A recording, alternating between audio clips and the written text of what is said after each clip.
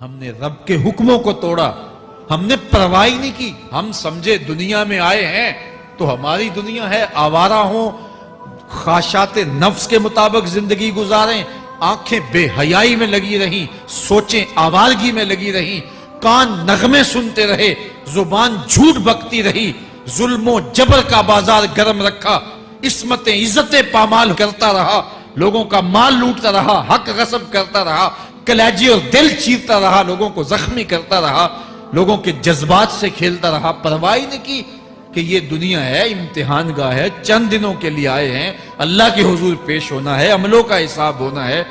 اب جب وہ دیکھیں گے کہ ہمارے ساتھ کیا ہونے والا ہے تو ان کے چہرے پہلے بگڑ جائیں گے. کیوں؟ وہ گمان کریں گے کہ ان کی ریڑھ کی ہڈی توڑ دی جائے گی.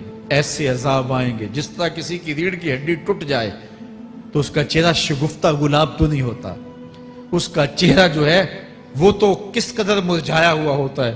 تو اللہ ارشاد فرماتا ہے اس طرح ان کے چہرے ہوں گے. ابھی عذاب آیا نہیں ہے لیکن چہرے پہلے اترے ہوئے ہوں گے، اور جب عذاب کی بھٹی میں ڈالے جائیں گے، اللہ اکبر. اور وہ سخت عذاب، حضور نے جبریل امین سے پوچھا مجھے جہنم کے عذابوں کا ذکر سناؤ. عرض کی حضور سب سے ہلکے عذاب کی کہانی سناتا ہوں، اور وہ یہ کہ جہنمی کے پاؤں میں آگ کا جوتا رکھا جائے گا، باقی پورا بدن اس کا سلامت ہوگا. یہ سب سے ہلکے عذاب کی کیفیت ہے. اب پاؤں میں آگ کا جوتا ہوگا، حدت، گرمی، شدت اتنی ہوگی کہ دماغ پگھل کے ناک اور کانوں کے راستے سے باہر آ جائے گا. پاؤں میں رکھے ہوئے جوتے کی گرمی دماغ کو ایسے چڑھے گی کہ وہ پگھل جائے گا اور ناک اور کانوں کے راستے سے باہر آ جائے گا. تو اللہ کے عذاب کے خوف سے چہرے بگڑ جائیں گے، حالت سلامت نہیں رہے گی. یہ بات ذہن میں رکھیں کہ اللہ جس کو جہنم میں ڈالے گا اس کو اس صورت میں نہیں ڈالے گا. یہ محمدی صورت ہے، یہ شکل اس کی چھین لی جائے گی اور اس کی شکل بڑی کر دی جائے گی. اس کا ایک ایک دانت احد پہاڑ جتنا ہوگا. احد پہاڑ کا پھیلاؤ 15 کلومیٹر پہ ہے. 15 کلومیٹر کا ایک دانت اور 32 دانت کتنے ہوں گے تو منہ کتنا بڑا ہوگا. اس کو اتنا بڑا اس لیے کیا جائے گا تاکہ وہ عذاب کی تکلیف زیادہ سہے. 70 گز موٹی کھال ہوگی اور کھال جل جائے گی تو اللہ قرآن میں فرماتا ہے ہم نئی کھال دے دیں گے تاکہ عذاب کی تکلیف اس کو گوارا کرنی پڑے. پھر چیخے گا، چلائے گا، ہائے مجھے پانی دو، پانی دو، پیاس کی شدت ہے. 70 سال تک تو اس کی کوئی آواز ہی نہیں سنے گا. 70 سال کے بعد داروغہ جہنم چیخ کر کہے گا کیا مانگتا ہے؟ وہ بولے گا مجھے پانی چاہیے. کہا جائے گا تو بے بھی ملتا ہے پانی. پھر داروغہ جہنم اسے پانی دے گا. کوکا کولا کی بوتل دے گا یا پیپسی تھما دے گا یا منرل واٹر کی بوتل دے گا؟ نہیں، قرآن بتاتا ہے اسے مائے حمیم دیا جائے گا، کھولتا ہوا پانی. اور وہ اتنا گرم ہوگا جب پینے کے لیے چہرے کے قریب کرے گا اس سے اٹھتی ہوئی بھاپ کی وجہ سے چہرے کی کھال ادھڑ کے اس کے اندر گر پڑے گی، لیکن اس کے باوجود اس کو پینا پڑے گا. اللہ فرماتا ہے یہ دنیا ہی سب کچھ نہیں ہے، سمجھ لیا یہی سب کچھ ہے، آخرت کو بھول گئے.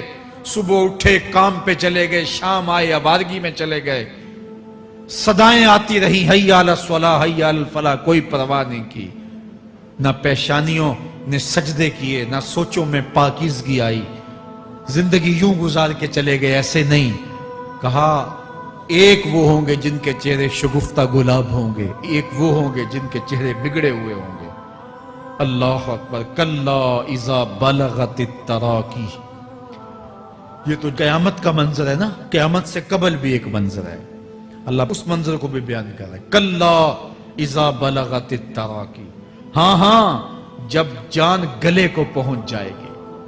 اے انسان تیرے اوپر وہ گھڑی بھی آنے والی ہے، وہ وقت بھی آنے والا ہے جب سانس اس ہنسلی میں اٹک جائے گا، جب سینے سے بھی سانس اوپر چلی گئی.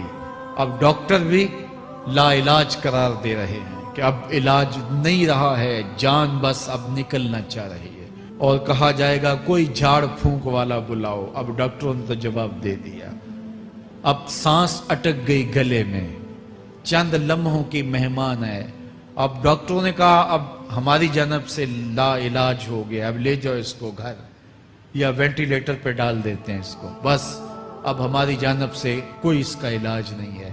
اب گھر والے روتے ہیں, کہتے ہیں کوئی جھاڑ پھونک والا لاؤ, کوئی دم والا لاؤ, شاید وہ کوئی دم کرے تو اس کی جان میں جان آ جائے. ڈاکٹروں نے تو لا علاج قرار دے دیا. وَظَنَّ عَنَّهُ الْفِرَاقِ. اللہ فرماتا ہے یہ تو جھاڑ پھونک والے کو ڈھونڈ رہے ہیں, لیکن جس کی سانس یہاں اٹکی ہے وہ سمجھ گیا ہے اب موت آ گئی ہے. اس کو یقین ہو گیا ہے کہ اب موت کے لمحے آ گئے ہیں, اب میں بچ نہیں پاؤں گا. اب آنکھیں تاڑے لگی ہوئی ہیں. وَالْتَفَّتِ السَّاقُ بِالسَّاقِ. پنڈلی پہ پنڈلی چڑھ رہی ہے. جب موت آ جاتی ہے تو پھر پنڈلی سے پنڈلی لپٹ جاتی ہے, اس کو پھر جدا کرتے ہیں اور جدا کر کے دونوں انگوٹھے باندھ دیتے ہیں تاکہ پنڈلی کے اوپر پنڈلی نہ چڑھے. اللہ وہ منظر بیان کرتا ہے, صاحب یہ وقت آنے والا ہے جب دونوں انگوٹھے باندھ دیے جائیں گے, جب ناک میں روئی ٹھونس دی جائے گی, جب چٹے لباس میں کفن دیا جائے گا, جب غسال کے سامنے بے بس پڑے ہوں گے, وہ چاہے یہ بازو اٹھائے چاہے یہ بازو اٹھائے, گرم پانی ڈالے یا سرد پانی ڈالے, جب بس پڑے ہوئے ہوں گے جو ہے وہ غسل دینے والوں کے, اور ناک میں روئی ہوگی اور دونوں انگوٹھے آپس میں بندے ہوں گے. یہ محل, یہ ماڑی, یہ کوٹھیاں, یہ بنگلے جس کو سویر شام لگ کے حلال حرام کی تمیز کیے بغیر بنایا تھا, غوث اعظم رضی اللہ تعالیٰ عنہ بولے مکان بنا رہا ہے, بسیں گے اور حساب تو جا کے دے گا. اور یہ تو ایک رات بھی تجھے اس گھر کے اندر نہیں رکھیں گے کہ چلو ایک رات مہمان رکھ لیں. کہتے ہیں نہیں نہیں, مہمانوں نے بھی جانا ہے تو جلدی کرو, اس کو سپرد کراؤ. وہ تو تیرا لباس بھی پھاڑ کے اتاریں گے, خود غسل دینے کے لیے تیار بھی نہیں ہے. تجھ سے خوف آنے لگا ہے, جاندی واری ڈرونا بنے ہوتے, ہاتھ نہ لاندے ڈر دے, جنہ لئی تو پاپ کمائے اج کتھے نہیں تیرے کر دے. آج تو وہ تیرے ساتھ تجھے غسل دینے کے لیے آمادہ نہیں ہے. وَالْتَفَّتِ السَّاقُ بِالسَّاقِ. جب پنڈلی پہ پنڈلی چڑھنے لگ جائے گی, إِلَىٰ رَبِّكَ يَوْمَئِذٍ الْمَسَاقُ. اس دن تیرے رب کی طرف ہی لوٹ کے جانا ہے. فَلَا صَدَّقَ وَلَا صَلَّىٰ. اس نے نہ تو سچ مانا اور نہ نماز پڑھی. وَلَٰكِنْ كَذَّبَ وَتَوَلَّىٰ. ہاں جھٹلایا اور منہ پھیر کے چل پڑا.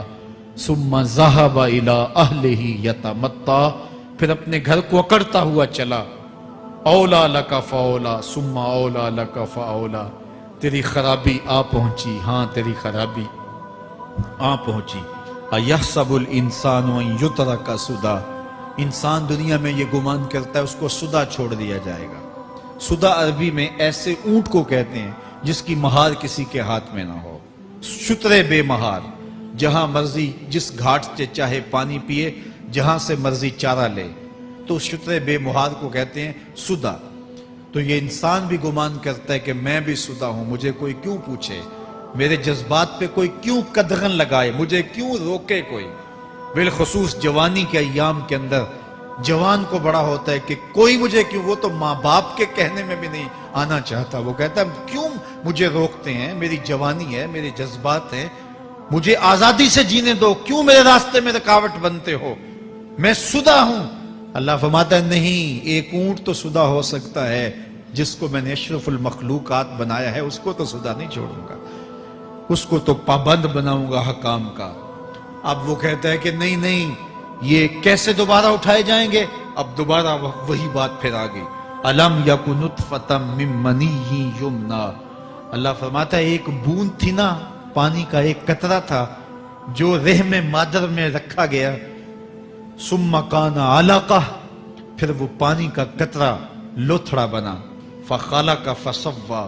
پھر اللہ نے اسے پیدا فرمایا اور پھر ٹھیک ہموار کیا.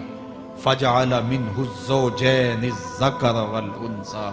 پھر اس سے وہ جوڑ بنائے, کوئی مرد بنایا کوئی عورت بنائی.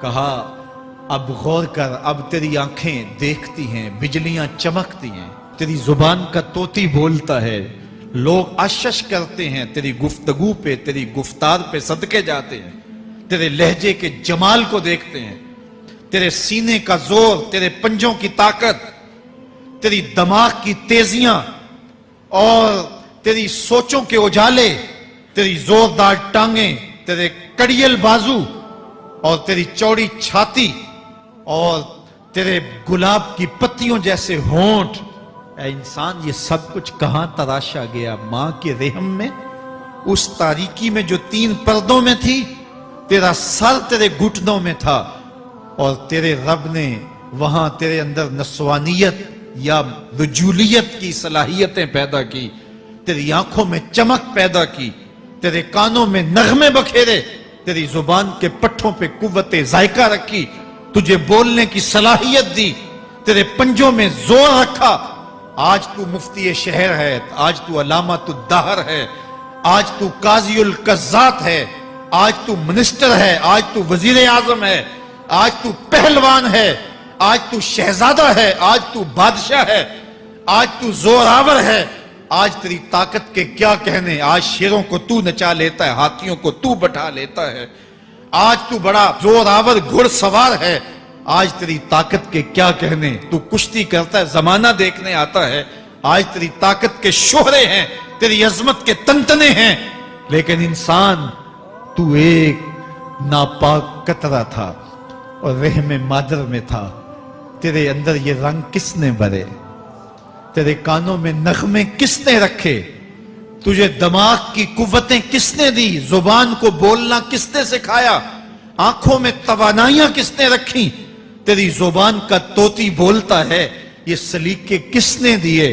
پھر اللہ فرمایا، کتنا زوردار بیان ہے، الیس ذالک بقادر علی ان یحیی الموتى، جو ماں کے پیٹ میں ایک نطفے کو ایک خوبصورت انسان بنا سکتا ہے، ہڈیوں کو جوڑ کے دوبارہ انسان نہیں بنا سکتا؟ کیا وہ دوبارہ تجھے کھڑا نہیں کر سکتا اپنے سامنے پیش ہونے کے لیے؟